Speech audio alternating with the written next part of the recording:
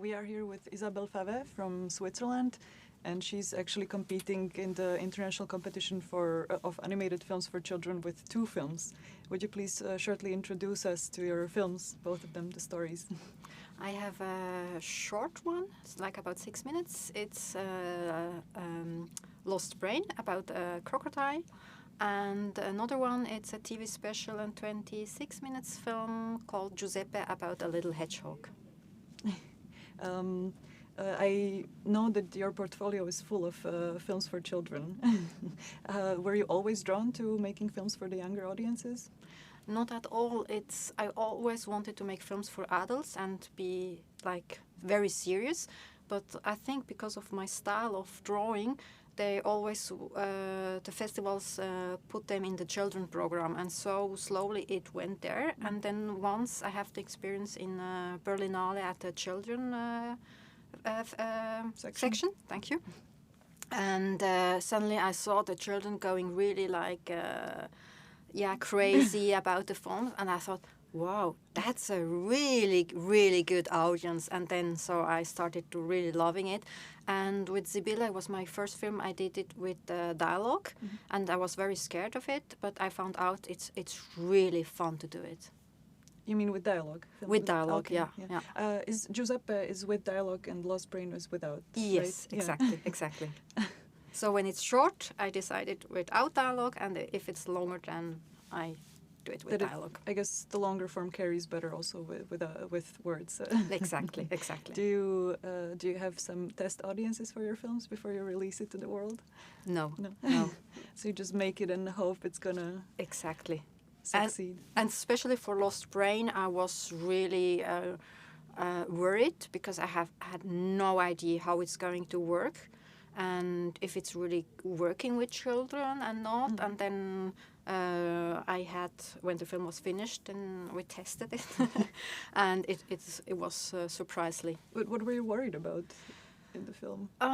That it could be maybe too dark or too experimental, a little bit not very. It's not the same style of storytelling I'm doing normally, and there's no cat in the film. Normally I have always a cat, so it's also for me it was very different, and it's about something very abstract.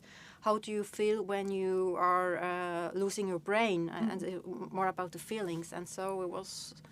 I didn't know how children will understand. So, what was the reaction? Did they understand the message that you were trying to present, or did they have their own understanding of the Lost Brain? I was really surprised, but it's not for very little children, but like 8 years old, they really got it, and so like and I was like, whoa, oh, cool.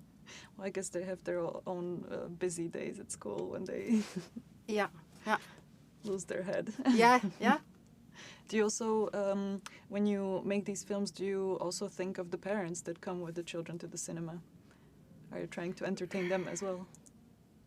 Not really. I try more to entertain myself, to think about, can I still enjoy the film? Is it not only for children? I try to also be not boring for adults, but I'm not really thinking about it.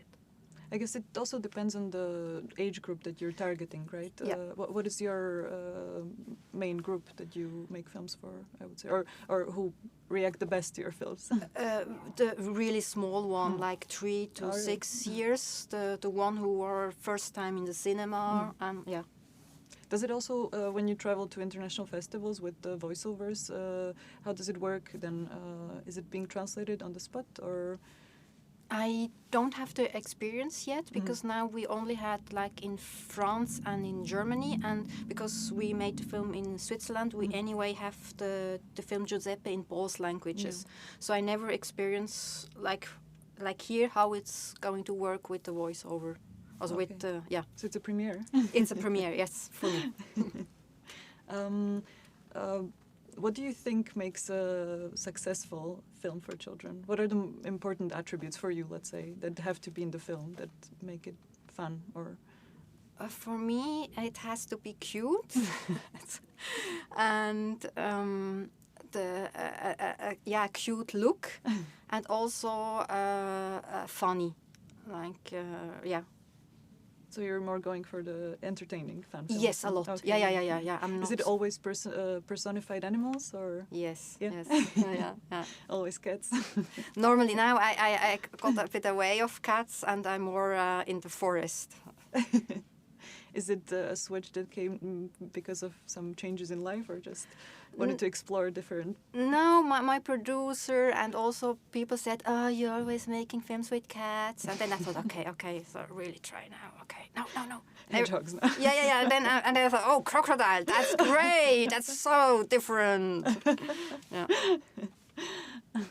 Yeah, I wonder if children, because crocodiles in a way are scary animals, right? But in this cute, colorful way, they don't probably look so threatening. Yes. Yeah.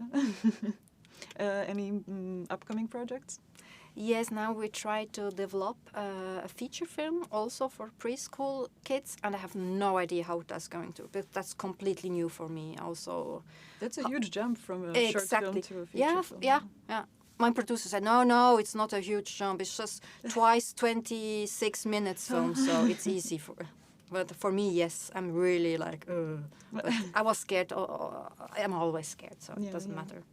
Is it also going to be with with a voiceover, like a more complex story? Yes, absolutely, because we have at least 60 minutes.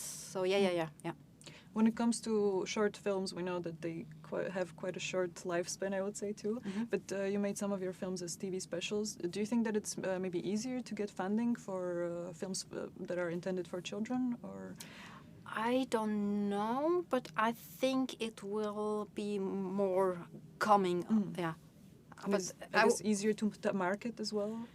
I think so, because I'm thinking like, oh, okay, my producer is trying me to make this film, so he has to have a good reason. So that's my thinking. Okay. Well, thank you very much. Thank you. I wish you good luck in the competition, and thank you so much. Enjoy the festival.